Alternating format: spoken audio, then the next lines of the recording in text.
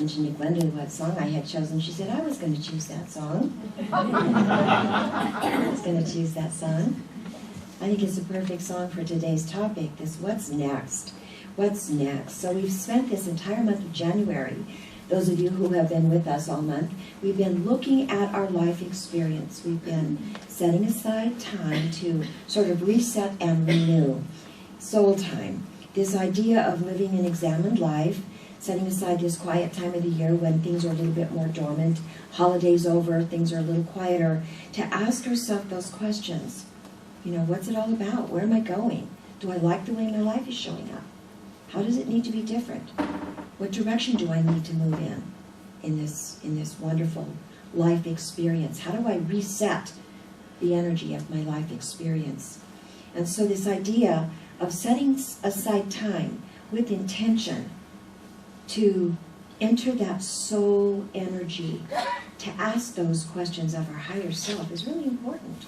So that's what we've been working with this whole month. And so today, we're ready to move into February soon. And so today we're going to ask ourselves, okay, we spent all month resetting and renewing and asking ourselves these questions. So now, what comes next? Are we ready for what comes next? A new year, a new season. Maybe you've got some resolutions that are about a new body, new habits, breaking old habits, whatever that looks like. So how do we move into that, whatever that next chapter of our life experience will look like? Some of us have set intentions to take trips to India. Some of us are, setting intentions to relocate, to find new jobs, to strengthen relationships, whatever that might look like. But a lot of it has to do with taking the time to reflect on how things are right now, to look at any outdated beliefs or where we need to stretch our views a little bit to include new things that are going on. New stuff is always unfolding, so that we can actually have an informed place when we decide, who do I want to be and how do I want to live my life? Really, that's what it's all about. It's less about what do I want to do than who do I want to be within that experience. It's less about what do I want to do, or where do I want to go, or what next project do I want to take on. And don't get me wrong, those are all important because that's part of our humanity, is all that stuff. But how do I want to live within that experience? How do I want to live? Donna's going to be going to India in a few weeks. How does she want to be with that experience? How does she want to set aside any fear she has about what that's going to look like so that she can fully embrace that and gain what that experience has to tell her at the level of her soul? That's what we're looking at. That's what we're looking at here. How do I want to be with these things? How do I want to live in this experience? So that sometimes when we take stock of how things are, we realize that we have to let go of some stuff. Got any stuff you want to let go of? Any ideas, any behaviors, any thoughts, any jobs? Got people that are going to be letting go of retiring this year to move on to the next great soul's journey, Jan? Yes? And what's that going to look like? How are you going to be with that? Don't know. Don't know what's going to come next. That great unknown. That's true. That's true. But what I know is that when we take time to be still in the Christian tradition, be still and know God. Be still and listen for that guidance. It's easier to remember the truth of who we are within those experiences. So then the question comes when we decide, how we want to be and how we want to live our lives, how do we want to go through our life experience. Maybe there's some new journeys that we want to undertake or whatever that looks like. What do we do with this awareness that we get in quiet time? I was living the last couple of weeks in my own life have been very chaotic. And so I've thought about this. I've thought about how do I want to be with all of this chaos in my life? How do I want to be with these, opportunities, these possibilities that keep showing up? How do I want to be with that?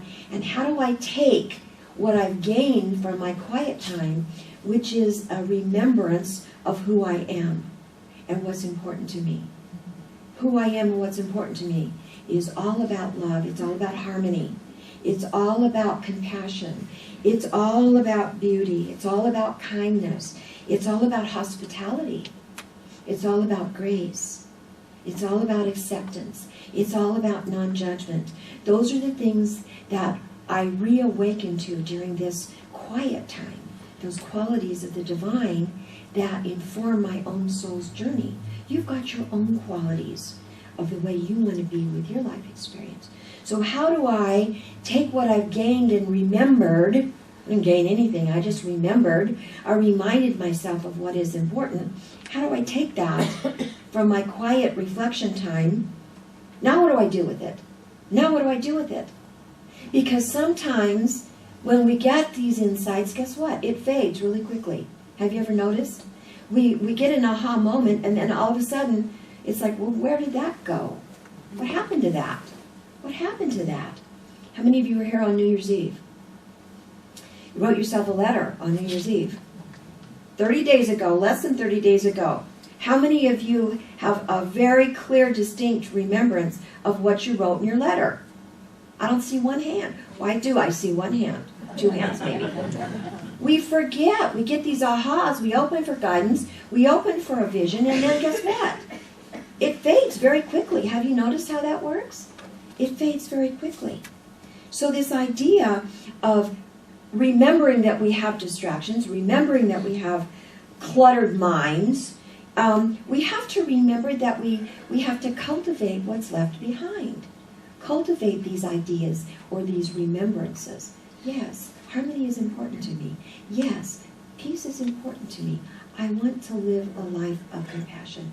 That's right. Oh yeah, I remember that. In my busyness through the holidays, I might have forgotten some of that. Those moments when anger flared. Those kinds of things. But it's important to me to live those aha moments, those things that are important to me. So how do I nourish these moments that are ripe with possibility to live the best life that I can live? Yes? And this is what I love. I've been working with Mark Nepo's book, The Exquisite Risk. Perfect talk title, Daring to Live an Authentic Life. Daring to live an authentic life. And what he says is we don't make our life experience happen. When we're talking about what comes next, well, I'll tell you what, in my life journey, most of what happens to me happens without my permission. Most of what happens to me is a blind side. Most of what happens to me just happens to me, around me, and through me, by the way. It just happens. It just happens.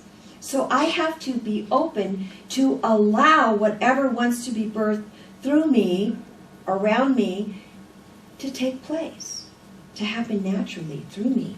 Because I don't have a lot of choices sometimes.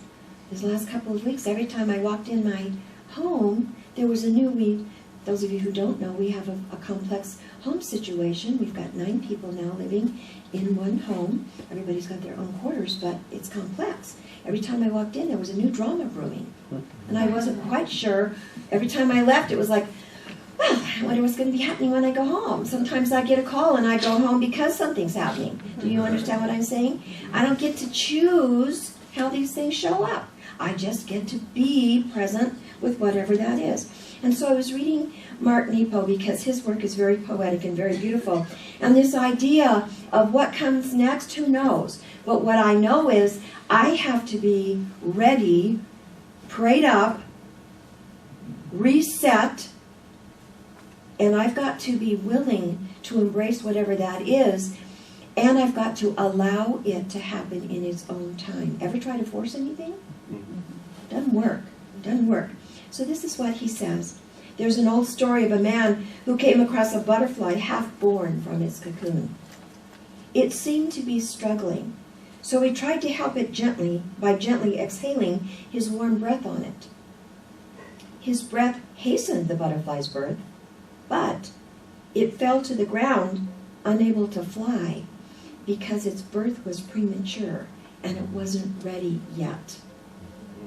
In our own progress as spirits in the world, we need to give ourselves precious time to stay open and be present to what comes next.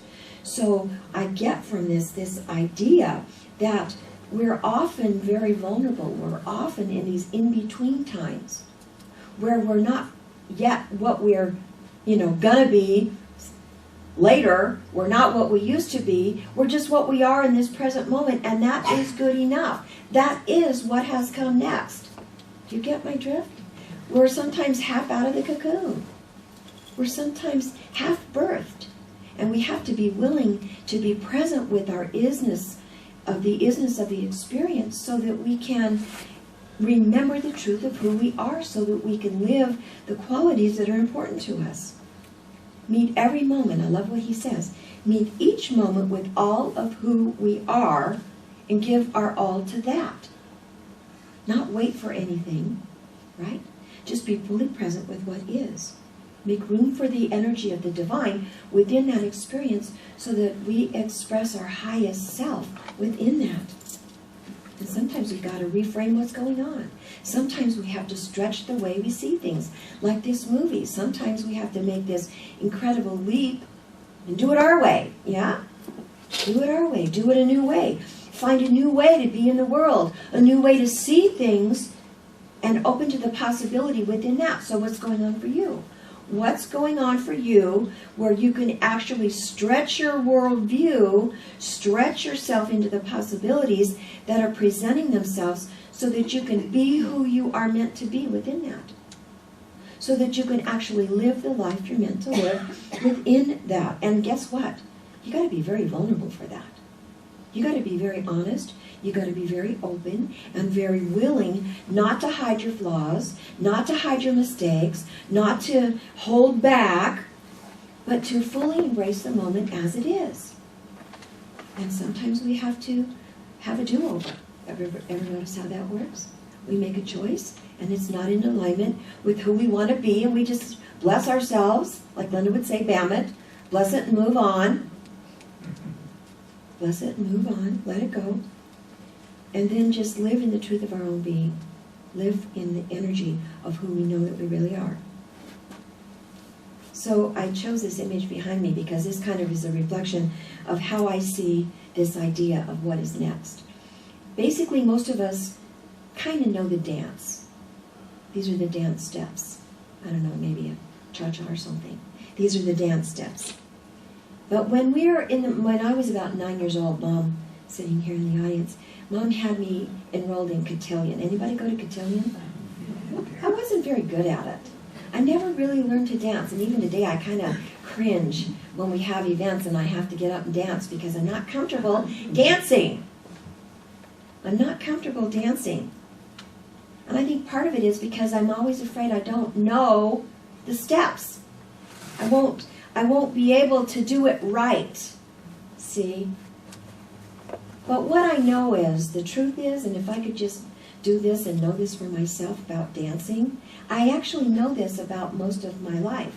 But dancing, I'm still working on. I'm still working on that. When we step into the dance of life, we really don't have to worry about where we end up on the dance floor. We just do the dance. We just do the best we can. And if we don't know how to do the cha-cha, oh well. If we step on toes along the way, we say, I'm sorry. And we continue the dance, you see.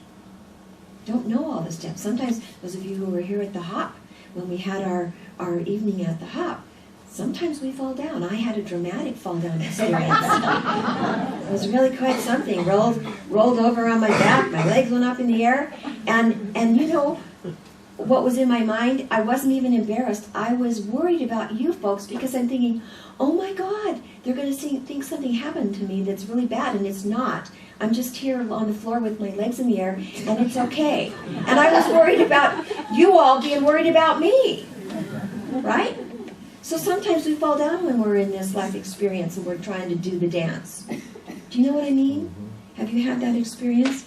But what I know is that we don't have to pay attention to where we're going to end up on the floor. It's not about where we land. It's about doing the dance. It's about being present with it and enjoying the process, being fully engaged in it. So what I came to know about this experience of what comes next after we've reflected all month on what our journey's all about, what I know is that we've got to be curious about our life experience. We've got to live a reflective life. We've got to be open to the wonder and the awe of the moment. We've got to have a sense of adventure and a willingness to explore all of the open possibilities that come to us, whatever they look like in the moment. That looks like a kid who needs a place to live. We say, okay, need a place to live? Come with me. It looks like that. That's what it looks like. And then we work with that, whatever that is. See? So that every moment we have this sense of vigor and this sense of aliveness about our life experience. And we're not so worried about what's coming next, but we're more focused on what's going on right now. Because what's coming next is going to take care of itself. It's been the way it's worked in my life. Wake up every single day excited. Wake up every single morning and go, oh wow, another day. Oh boy, whoopee, I wonder what's going to happen.